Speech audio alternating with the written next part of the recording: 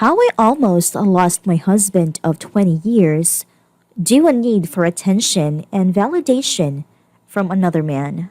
Before we get started, make sure to subscribe so you will never miss a video. So let's get started. How I almost lost my husband of 20 years due to a need for attention and validation from another man. I met my husband in 1999.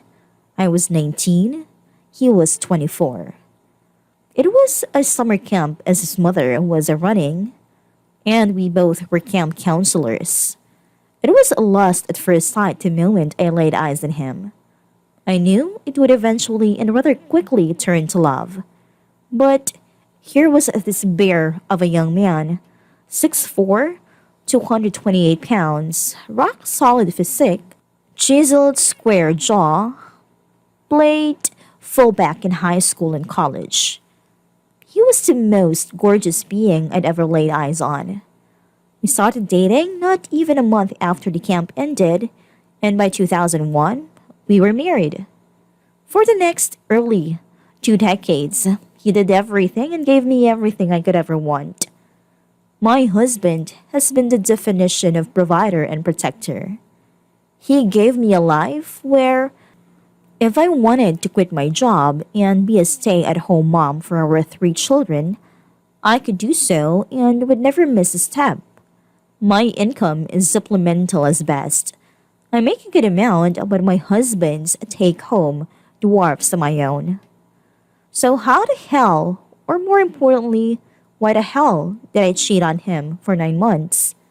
Selfishness. Plain and simple. He's the only man I'd ever been intimate with up until my affair. Sure, he showed me plenty of affection and our sex life was awesome. But I never had my crazy 20s.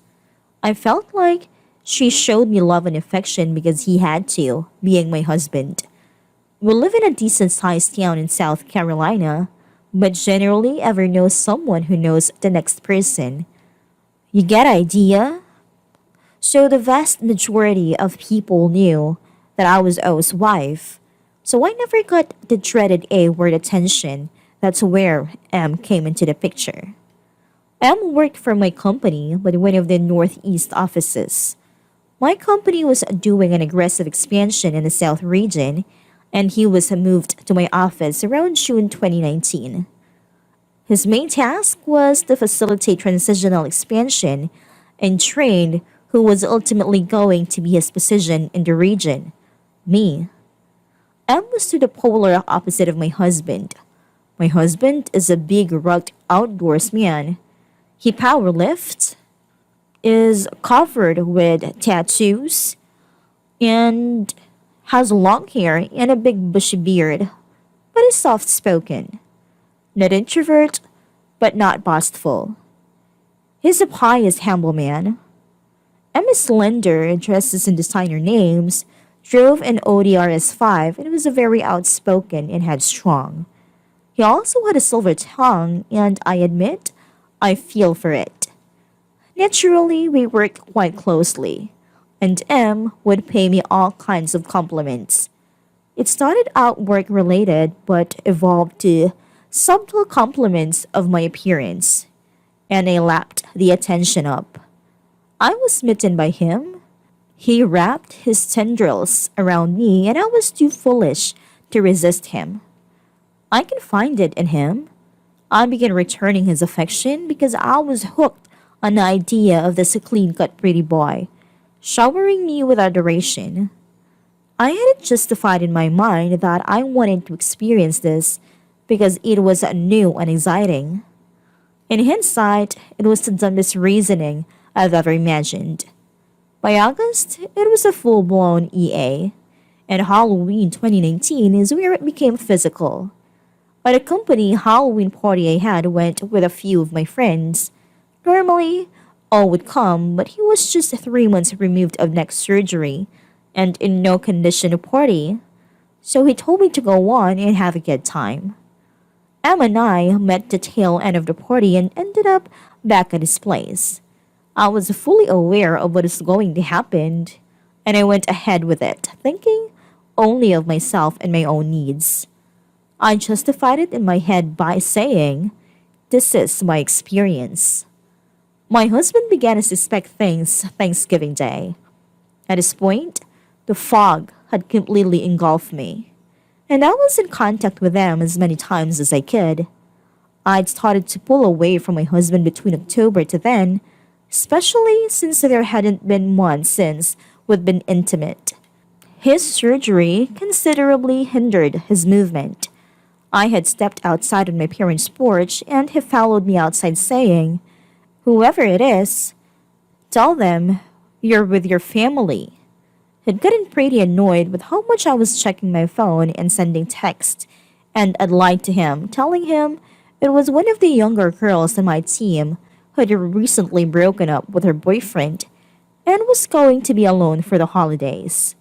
He presses me over his issue with it on our way home, and after we put the kids to bed, and I snapped at him. So now, for the first time in really our entire marriage, there was a hint or resentment between us. And, in hindsight, I'm disgusted with how I treated him. I must have been out of my fucking mind. Fast forward to May 2020, when everything went south. I was now working remotely due to COVID, and my husband was now back working, having been cleared by his doctor in March. Due to the fact that a lot of the guys at his work were furloughed, he had to pull 10 to 12 days, sometimes 4 days a week. The kid would do their homeschooling, then either go to their friend's house one street down or to my husband's parents' house. They are very close to their grandparents, both mine and O's. This would give me several hours in the house alone. And you guessed it? I invited him over. Happened several times over the spring, but the one day in late May is one I dread and will never soon forget. I never heard his truck pull up, never heard him enter the house or come up the stairs. Always a mountain of a man, so normally you know exactly where he is in the house by the sound of his footsteps.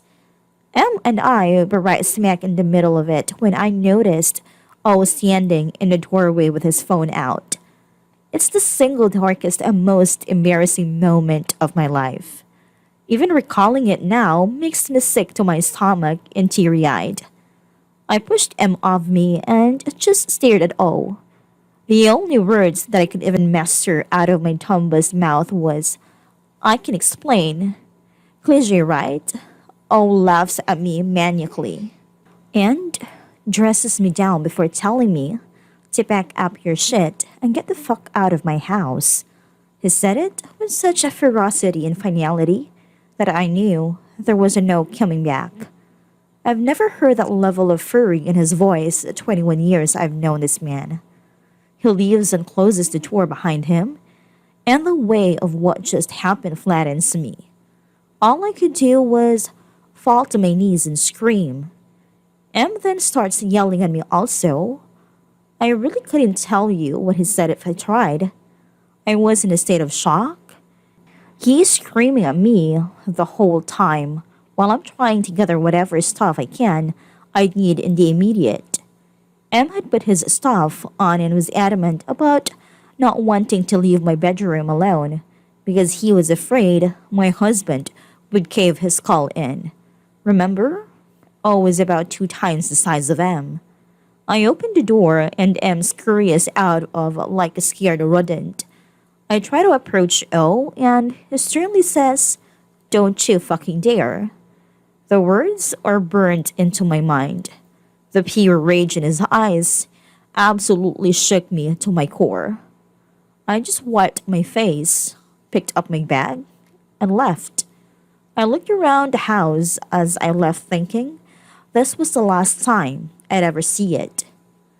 As it is his house, an inheritance from his grandfather who owned the land and built the house literally with his bare hands.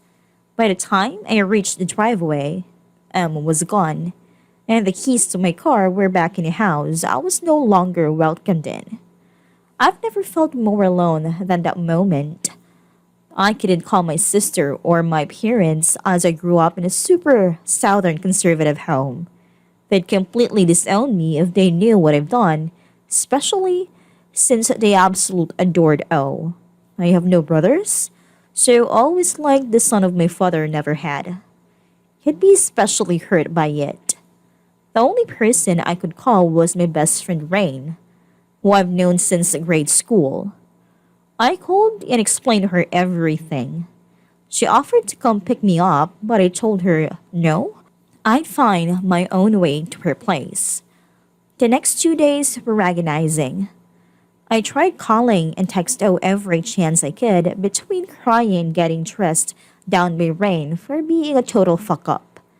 I tried calling his parents, but his father told me the kids are gonna stay here a few days. You need to give O space. He'll reach out on you when he's ready, before hanging up on me. So that meant O had told his parents what happened. I began to resign myself to the fact that I was about to become an ex-wife. There's no way I could come back from this. I just ruined a 20-year marriage and broke the heart of the only man I've ever loved because I needed to have a fling. But then, D-Day plus 3, finally, he answered me and told me I could come home. Rain drove me back, and upon going inside, we sit on the couch. Rain sat right beside me as O tears me a new one. In 21 years, he's never so much as raised his voice at me. And here he was shouting at me for a good 40 minutes it felt. He asked me why I did what I did, and I answered him honestly. I didn't gaslight or lie. I fucked up, and I owned it. I'm not ashamed to say I begged on my knees for him not to leave me. He tells me, after all of it, he's not going to file for divorce. But things were about to change and not for the better for me. It appeared he'd spent 2 days apart from me devising terms of reconciliation, which included me resigning from a job, cutting all contact from M, giving him all of M's contact info so he could monitor M if he tries to contact me himself, and signing a post-nap later in the week. There was another stipulation he made that I won't mention because I don't want anyone to think he's a horrible person. He's not. I deserved all I brought upon myself for breaking my vows to him. I accepted his terms willingly. 2 days later, we met with a family lawyer he had contacted, and I signed the post-nap. No lawyer of my own because I wasn't contesting what I did.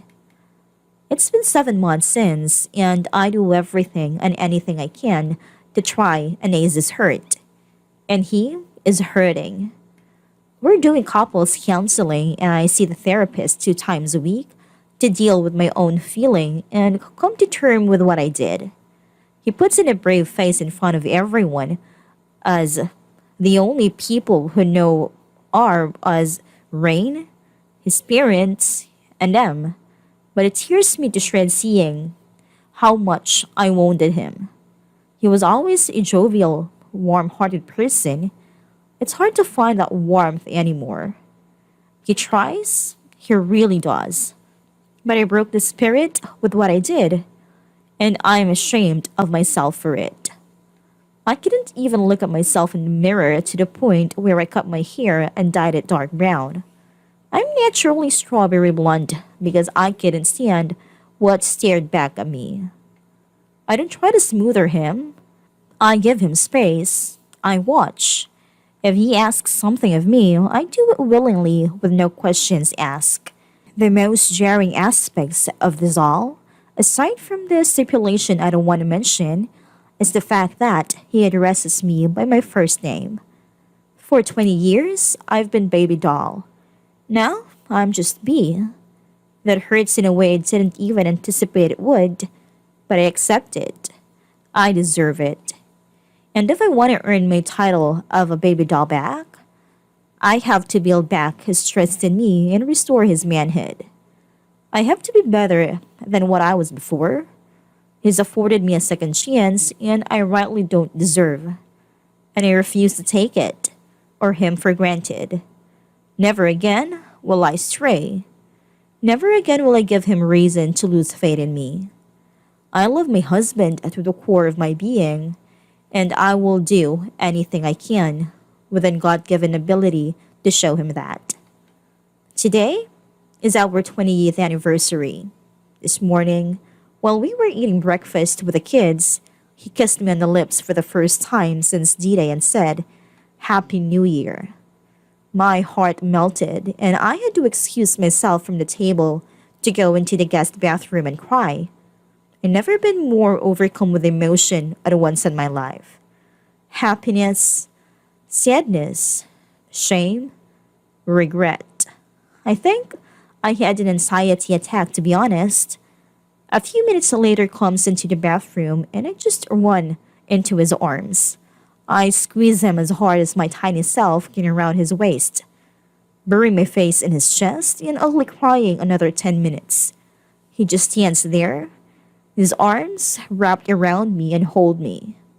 I truly don't deserve this man. This beautiful, kind, warm-hearted, spirited, and just a man.